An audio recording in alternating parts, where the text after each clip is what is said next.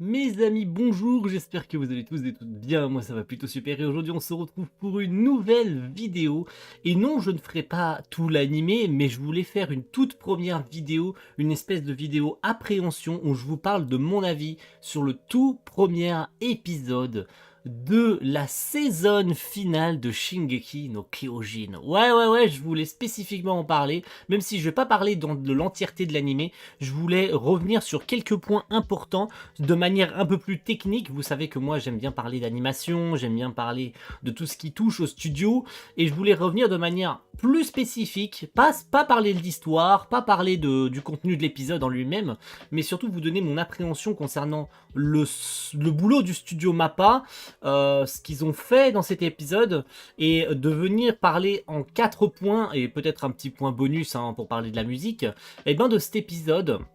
Donc ça va se décortiquer, donc j'ai pris quelques petites notes hein, bien sûr. Donc on va parler en premier point du rythme de l'épisode, c'est-à-dire qu'est-ce que ça adapte, en combien de temps ça l'adapte, est-ce que ça l'adapte bien, hein, tout du moins, parce que c'est quand même important de savoir est-ce que cet épisode était bien, est-ce que Mappa s'en est bien sorti sur l'adaptation des chapitres de Shingeki no Kyojin, on va en parler d'ici quelques minutes. En deuxième point, on parlera de la qualité de l'épisode, c'est-à-dire l'animation 2D, 3D, s'il y a des plans qui étaient bien, des plans qui étaient moins bien, de ce que les gens ont globalement retenu de cet épisode sur les réseaux sociaux, même s'il y avait du bon et du moins bon. Mais on va en parler, vous inquiétez pas, on y arrive dans quelques minutes.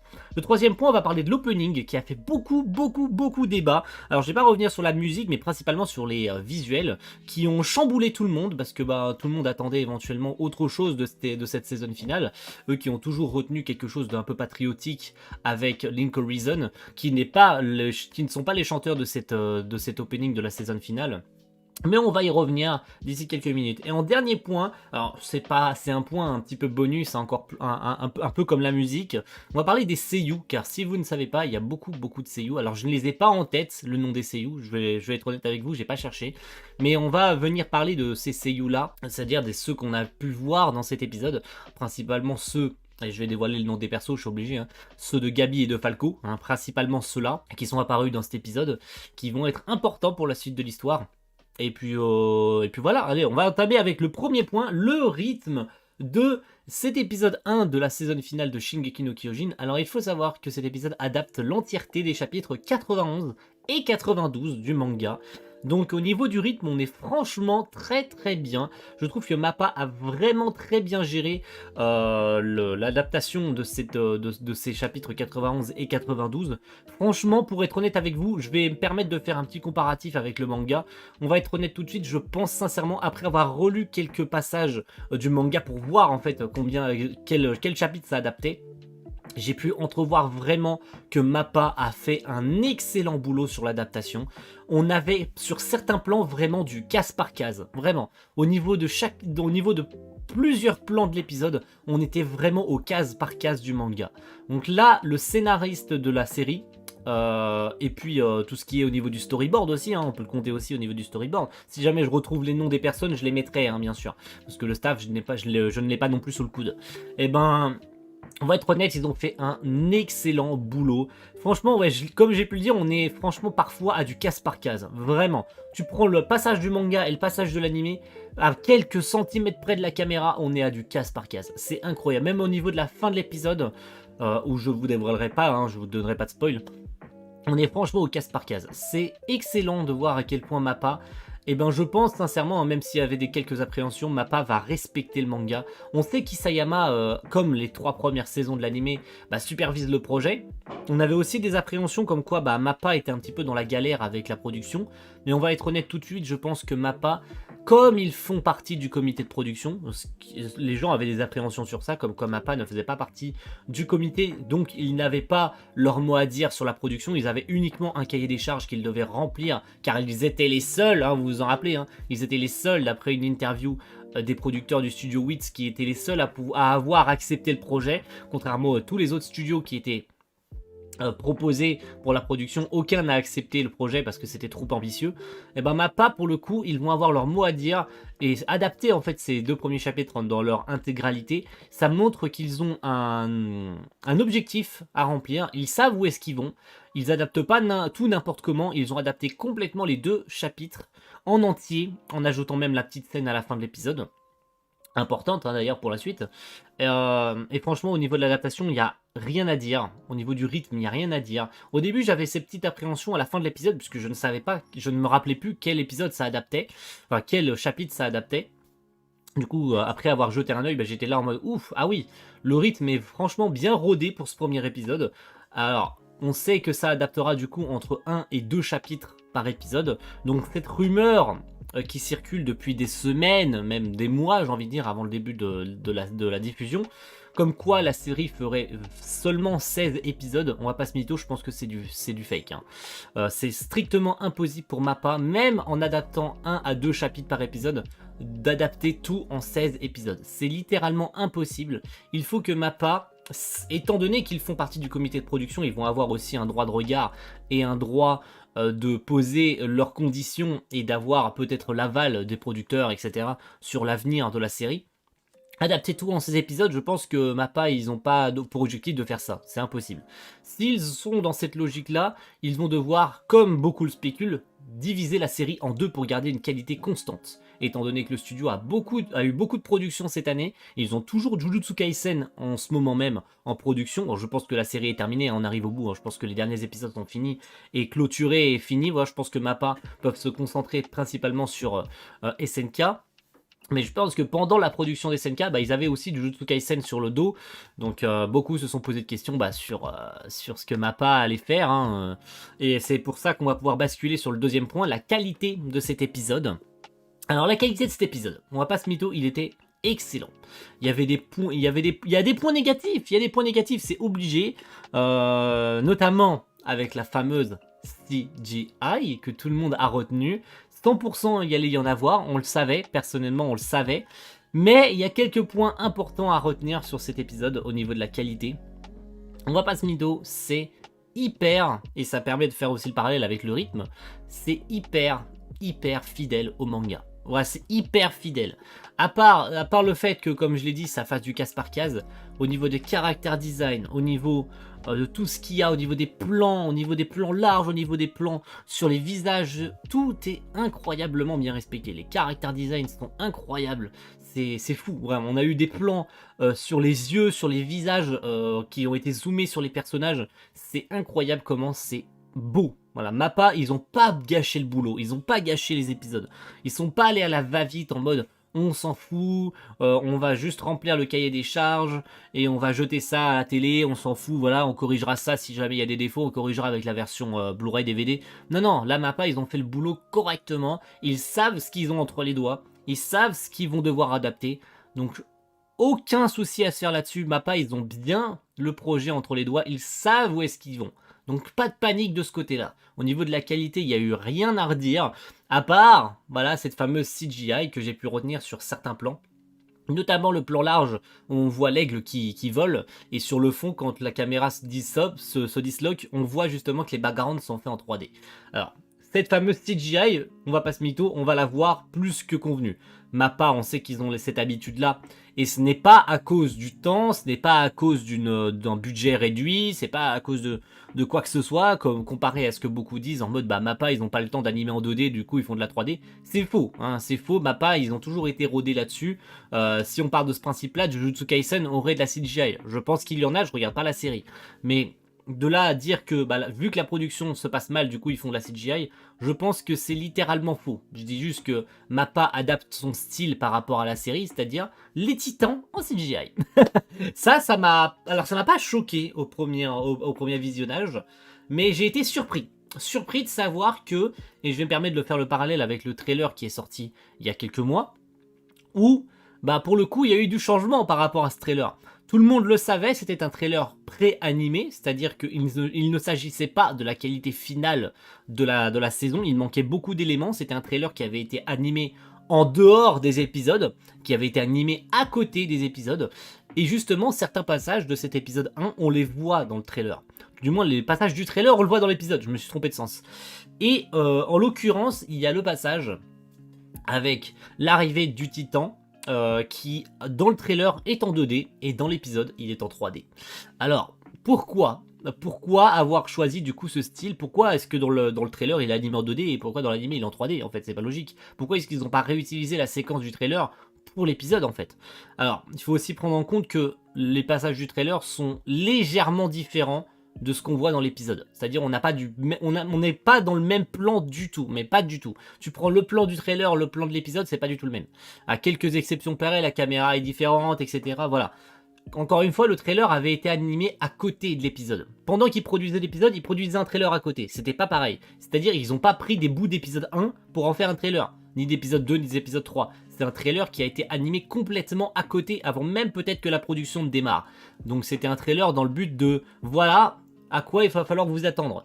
Mais généralement, les trailers, si vous ne le savez pas, il y a deux catégories de trailers.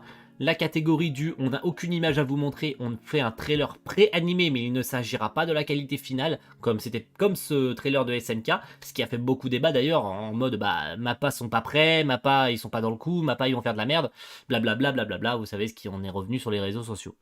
Et il y a le deuxième type de trailer, le trailer où il y a 1, 2, voire 3, allez maximum épisodes de fait, et dans ce cas-là, le studio peut prendre des bouts d'épisodes et en faire un trailer.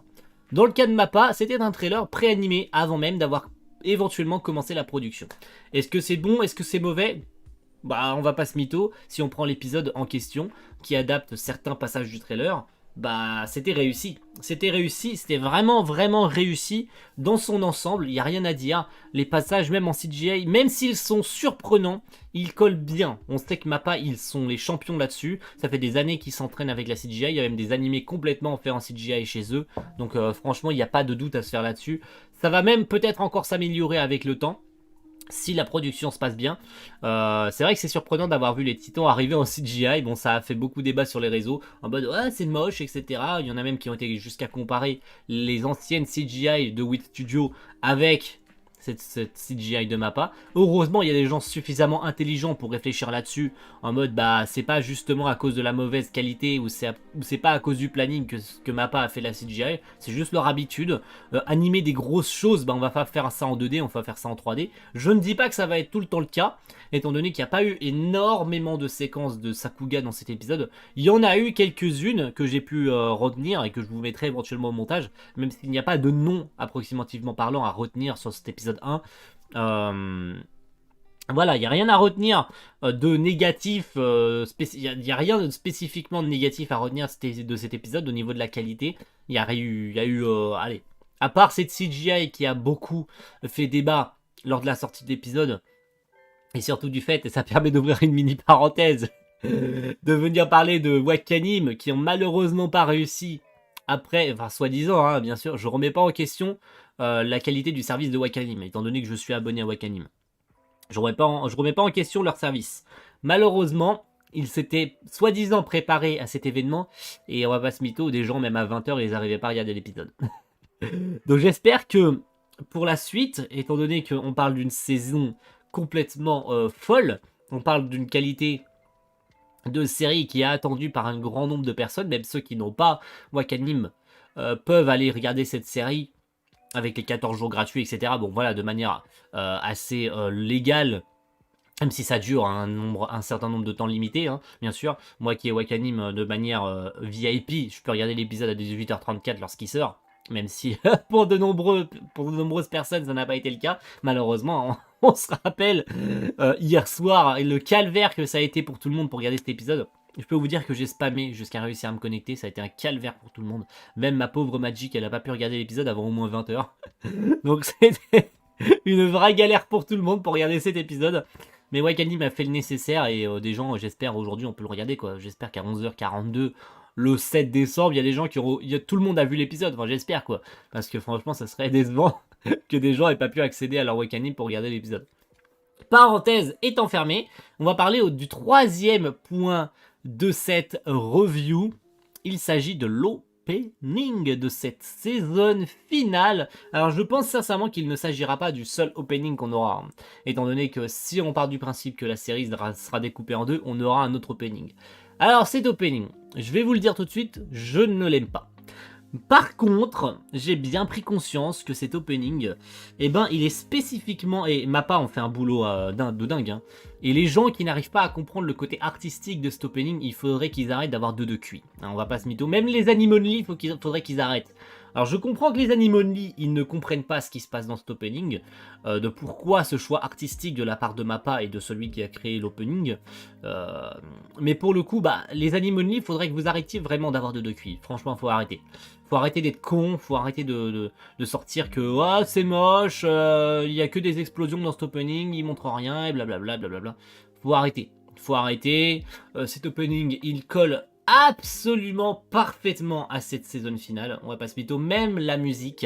Alors il y en a qui ont été même aussi assez dégoûtés par la musique, j'en ai parlé au début de la vidéo, qu'il n'y avait pas les chants patriotiques, hein, on s'en souvient, de Log Horizon, de Link Horizon, pardon, j'ai fait le parallèle. Donc ces fameux chants patriotiques, hein, que les gens ont retenu avec Shinzo Sasageyo et j'en passais des meilleurs, Guren no Yumiya et j'en passais des meilleurs, hein, qui sont les openings les openings préférés, les openings les plus cultes de Shingeki no Kyojin. Ce qui fait que Shingeki no Kyojin est connu aujourd'hui, c'est en partie grâce à ces openings assez incroyables avec ces chants patriotiques du on va combattre la menace, etc. Là, on n'est plus du tout dans le même délire, les gars. Donc, avoir un chant patriotique sur un moment de l'histoire aussi dark, aussi important que celui de cette saison finale, ben il faut avoir deux de QI pour pas comprendre pourquoi en fait le choix de cette musique, pourquoi le choix de ce clip. Donc on va pas se mytho, ce choix en fait d'avoir mis ces multiples explosions multicolores, cette espèce d'halo de fumée en fait en mode ben on voit rien, etc. Les gens en ont déduit et c'est très intelligent parce que ça va être le cas. Qu'au fur et à mesure des épisodes, la fumée va se dissiper, nous permettant d'apercevoir des choses derrière cette fumée. L'opening, il n'a pas été choisi juste pour faire joli, hein. Le directeur artistique et celui qui a choisi et celui qui a proposé cette idée pour cet opening, il n'est pas venu avec un bédo dans la bouche en mode « Eh les mecs, ça vous dirait on fasse un opening avec que des explosions ?» Non, c'est pas possible, c'est pas possible, il y a un choix artistique derrière.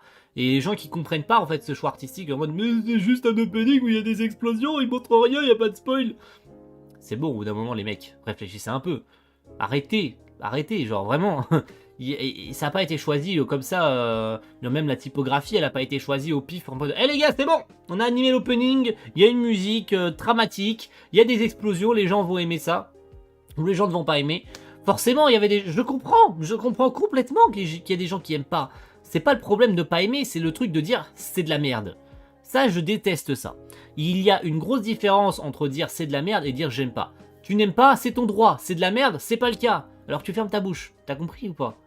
Je sais pas si t'as compris la subtilité entre les deux choix. Dire que c'est de la merde alors que tu n'es pas dans un studio d'animation pour animer ça. Si tu étais la personne, mets-toi à la place de la personne qui a animé cet opening, qui a proposé l'idée. Alors je vais me dire, ouais mais du coup moi j'aurais pas choisi ça. Oh mec, oh t'es intelligent, oh là là, incroyable.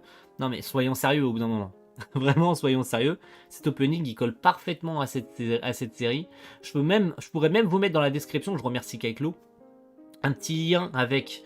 ou même d'ailleurs vous mettre dans le montage, genre maintenant, ça va apparaître tout de suite, les paroles de cet opening, vous mettez sur pause, vous mettez, je sais pas, vous ouvrez un onglet sur votre smartphone ou sur votre ordinateur, et vous écoutez l'opening et vous essayez de voir et de racoler avec les paroles. Et vous comprendrez tout de suite à quel point ça colle parfaitement avec l'ambiance de guerre, cette ambiance de mort en fait, de cette saison finale. Donc, il faudrait réfléchir à deux fois avant de beugler sur les réseaux en mode cet opening il est dégueulasse, cet opening blablabla, cet opening ceci, cet opening cela. Il faudrait un jour, franchement, qu'il y ait des gens qui arrêtent et qui comprennent la subtilité de tous les openings, que rien n'est choisi par hasard. Voilà, j'espère que c'est clair. J'ai fait mon petit mea culpa, je suis content. En point bonus, donc du coup malheureusement il n'y aura que 3 points parce que finalement les seiyuu ça sera que des points et comme la musique seront des points bonus. Les seiyuu donc de Gabi et Falco, donc qui sont les deux personnages à retenir dans cet épisode, on va pas se mytho, les seiyuu ont fait un excellent boulot. Je les ai pas sous le coude mais si jamais j'arrive à les trouver, je vous les mettrai. Ces seiyuu, on va pas se mytho, ils vont avoir un boulot colossal à faire. Hein. Colossal comme les titans. C'est un jeu de mots de merde, je vais arrêter. c'est rigolo. Bah on va pas se mytho, ils vont faire un boulot de monstre, ils vont avoir un boulot incroyable à faire sur ces personnages-là, principalement sur Gabi. Alors je sais pas ce que vous avez pensé, dites-moi dans les commentaires ce que vous pensez du personnage de Gabi, d'ailleurs, qui est sur la miniature de la vidéo, hein, Gabi. Ce personnage, il est giga méga important pour la suite de l'histoire. Mais genre tellement important, tout comme Falco, hein, tout comme Falco, en fait, Gabi, elle a un rôle à jouer dans cette saison finale, mais vous imaginez pas à quel point elle est importante. Vraiment. Pour les anime only, je pense que vous vous rendrez compte dans quelques épisodes à quel point elle est importante. Mais genre vraiment importante dans le cadre où elle va avoir un rôle majeur dans l'histoire, mais tellement majeur que vous vous rendez pas compte à quel point c'est important. Je spoilerai rien, j'ai rien dit sur l'histoire. J'ai rien dit sur l'histoire, donc ce n'est pas un spoil. Je dis juste qu'elle va avoir une importance incroyable dans l'histoire. Donc les seiyuu, j'ai rien de spécifique à dire sur eux, mis à part qu'ils vont avoir un boulot monstrueux à faire sur les rôles de Gabi et de Falco. Alors il y en a beaucoup d'autres, hein, des seiyuu dans cet épisode, avec le général, le frère de Falco et j'en passe des meilleurs. Avec celui de Reiner notamment et celui de Sig aussi qui sont de retour du coup. Donc un bon gros boulot à faire pour les seiyuu, on leur souhaite bonne chance.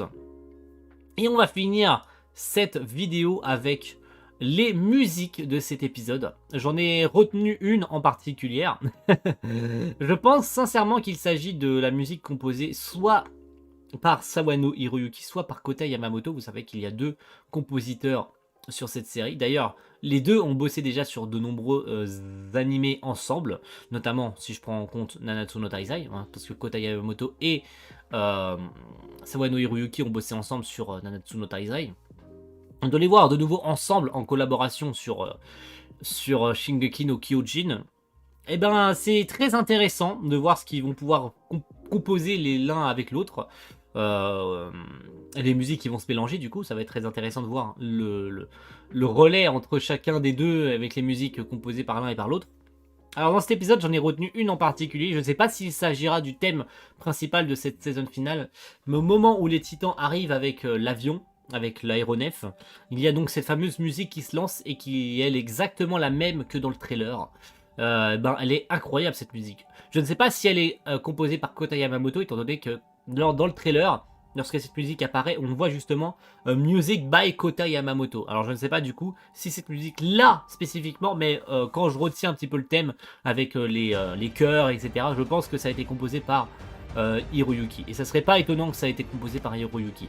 Ce thème du coup est apparaissant dans le trailer et apparaissant du coup dans ce premier épisode pour un moment extrêmement stylé d'animation. Et ben je pense qu'il va jouer un rôle important ce thème, avec cette espèce de chœur qui crie, etc. Avec aussi ces gros tambours, etc. Ça va être très très très intéressant. Si jamais j'arrive à la trouver, la musique, je vous la mettrai. Mais voilà. J'ai pas envie non plus de trop forcer et de voir de droit d'auteur sur cette vidéo. Donc voilà, merci à tous d'avoir suivi cette vidéo où je vous donnais mon appréhension. J'espère qu'elle n'est pas trop longue. J'essaierai de faire du montage le mieux possible pour que ce soit le plus dynamique possible pour vous. Donc merci à tous d'avoir suivi cette première vidéo. Cette première, ce sera la seule vidéo sur Shingeki no Kyojin. Je pense que je ferai un bilan de fin de saison du coup après ça, où je vous en parlerai plus tard si ça vous intéresse. Peut-être en bilan de mi-saison je vous parlerai de Shingeki no Kyojin si jamais ça vous intéresse.